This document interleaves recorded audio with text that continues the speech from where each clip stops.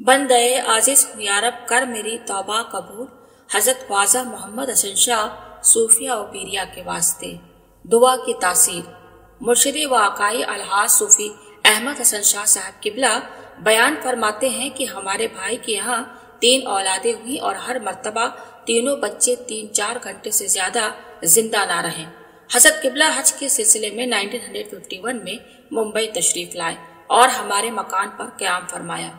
हमारी अहलिया ने भावज को हजरत किबला की खिदमत में पेश किया और कदम बोशी के बाद अर्ज किया कि शादी होने के बाद इनके 3 बच्चे हुए और हर बच्चा पैदा होने के बाद 3-4 घंटों से ज्यादा जिंदा नहीं रहा।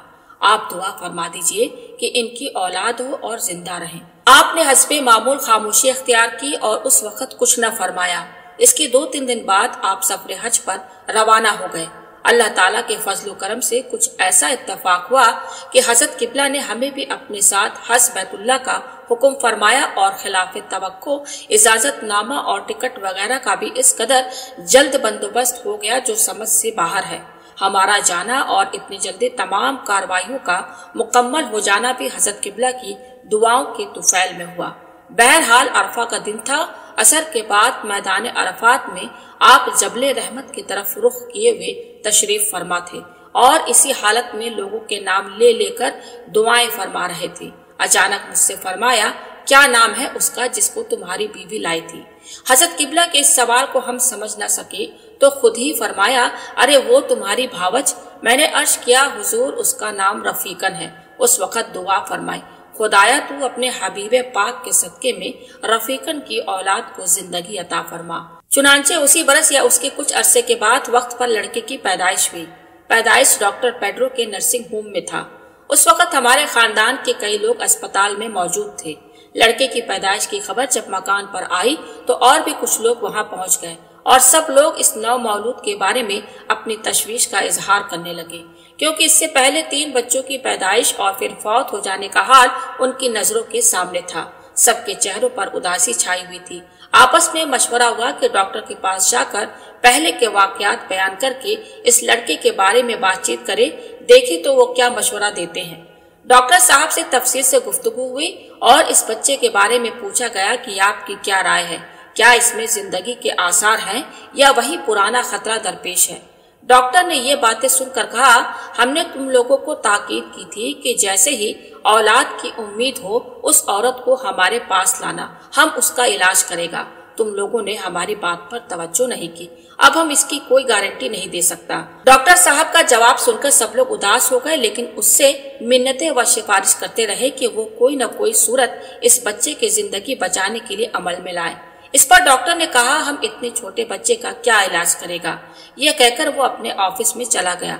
ज्यों ज्यों वक्त गुजरता जा रहा था, सब लोगों की परेशानी बढ़ती जा रही थी। खानदान के लोगों का दरियाफ्ते हाल के लिए तांता बन गया। सब पर उम्मीद व बीम की कैफियत थी कि इस हालत में क्या किया जाए। इसी अशना में डॉक्टर इतने लोगों की परेशानी को महसूस करते हुए अपने ऑफिस से बाहर आया और लोगों से मुखातिब होकर कहने लगा, देखो हम एक ब्लड स्पेशलिस्ट को बुलाता है, उसकी फीस ज्यादा होगी जो आप लोगों को देना होगी। सब लोगों ने इस तजवीज को मंजूर कर लिया। थोड़ी देर में खून की जांच करने का माहिर डॉक्टर आ गया। उसने पहले बच्चों की पैदाइश व मौत की रिपोर्ट पढ़ी और बच्चे के वालिदैन के खून का टेस्ट किया।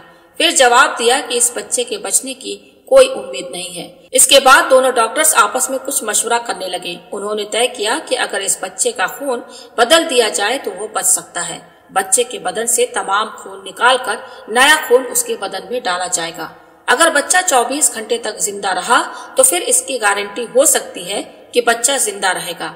इस काम की फीस 1500 रुपए होगी और बच्चे के लिए मामू या खाला का खून चाहिए। सब लोगों ने इस तजवीज को मान लिया।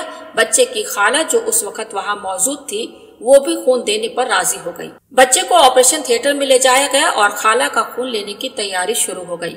दिगर तमाम इंतजामात भी मुकम्मल कर लिए गए। उस वक्त दोनों डॉक्टर्स और कई नर्से इस काम की तकमील में भाग दौड़ कर रहे थे और जैसा कि कायदा है, डॉक्टर्स ने अपनी जिम्मेदारी से आजाद होने के लिए बच्चे के वालिद से दस्तखत भी ले लिए। इसके बाद ब्लड स्पेशलिस्ट ने बच्चे का खून निकालने से पहले एक बार फिर टेस्ट करना शुरू किया। खून टेस्ट करते वक्त उसकी हैरत और मुसर्रत में इजाफा होता जा रहा था। پھر تھوڑی دیر کے بعد بڑی تیزی سے وہ ہم لوگوں کے طرف آیا اور نہایت ہی پرمسرت انداز میں کہنے لگا کہ اب خون بدلنے کی ضرورت نہیں، بچے کا خون اس قابل ہو گیا ہے کہ اب بچہ نہیں مرے گا۔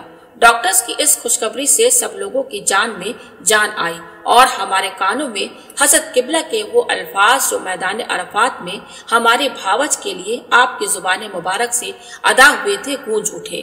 آج تک ہمارے قلب پر اس واقعے سے حضرت قبلہ کے مستجاب الدعوات ہونے کا نقش ثبت ہے۔ اولیاء راہست قدرت ازالہ، تیر گشتہ باس گردانند جراح۔ اللہ تعالیٰ کا شکر ہے کہ بچہ باصحت و عافیت جوانی کے منزلوں سے گزر رہا ہے اور اپنے آبائی کاروبار میں لگا ہوا ہے۔